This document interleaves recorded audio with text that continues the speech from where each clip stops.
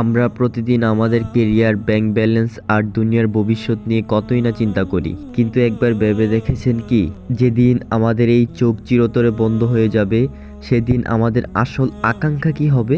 মৃত্যুর পরের জীবন, যা অনন্তহীন, যেখানে কোনো বার্ধক্য নেই, নেই কোনো মৃত্যু। প্রিয় দর্শক, আজ আমরা আলোচনা করব মৃত্যুর পরের জীবনে একজন মুমিনের শ্রেষ্ঠ 5টি আশা এবং তার অকাট্য প্রমাণ নিয়ে। ভিডিওটি শেষ পর্যন্ত দেখুন, কারণ শেষ অংশটি আপনার জীবন দেখার দৃষ্টিভঙ্গিকে বদলে দিতে পারে। জান্নাতে যাওয়ার পর একজন মুমিনের সবচেয়ে বড় পাওনা কি হবে?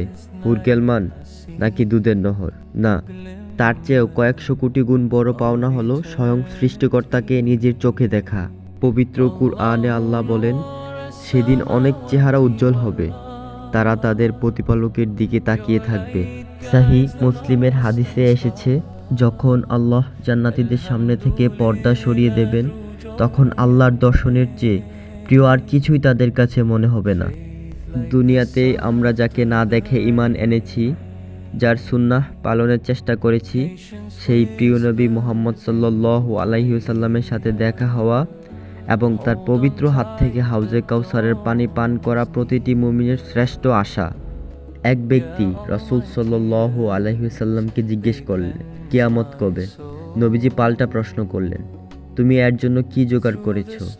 লোকটি বলল, আমি আল্লাহ ও তার রাসূলকে ভালোবাসি। এখন রাসূল সাল্লাল্লাহু আলাইহি ওয়াসাল্লাম বললেন, তুমি পরকালে তার সাথেই থাকবে যাকে তুমি ভালোবাসো। মৃত্যু আমাদের আপনজনের কাছ থেকে আলাদা করে দেয়, কিন্তু জান্নাত এমন এক জায়গা যেখানে বিচ্ছেদের কোনো নামগন্ধ নেই। আমাদের আশা, সেখানে আমরা আমাদের বাবা মা, স্ত্রী, সন্তান এবং প্রিয় বন্ধুদের সাথে আবারও আড্ডা দিব। আল্লাহ তাআলা ইরশাদ করেন, যারা ঈমান আনে এবং তাদের সন্তানেরা ঈমানে তাদের অনুগামী হয়, আমি তাদের সাথে তাদের সন্তানদের মিলিত করে দিব। অর্থাৎ জান্নাত হবে এক বিশাল ফ্যামিলি রিইউনিয়ন। দুনিয়ার শান্তি অস্থায়ী, আজ আছে তো কাল নেই, কিন্তু পরকালে আমাদের আশা হলো এমন এক জীবন যেখানে রোগশোক, দুশ্চিন্তা বা বার্ধক্য আমাদের স্পর্শ করবে না। রাসূল সাল্লাল্লাহু আলাইহি ওয়াসাল্লাম বলেছেন, জান্নাতীরা চিরকাল সুস্থ থাকবে, কখনো অসুস্থ হবে না। তারা চিরকাল যুবক থাকবে, কখনো বৃদ্ধ হবে না, এবং তারা চিরকাল নেয়ামতের মধ্যে থাকবে, কখনো অভাবী হবে না। প্রিয় বন্ধুগণ, এই যে অকল্পনীয় সুসংবাদ, এগুলো কেবল তাদের জন্য যারা দুনিয়ার মোহে পড়ে আখিরাতকে ভুলে যায়নি। আসুন, আজ থেকেই আমরা পরকালের সেই সুন্দর জীবনের জন্য প্রস্তুতি নেই।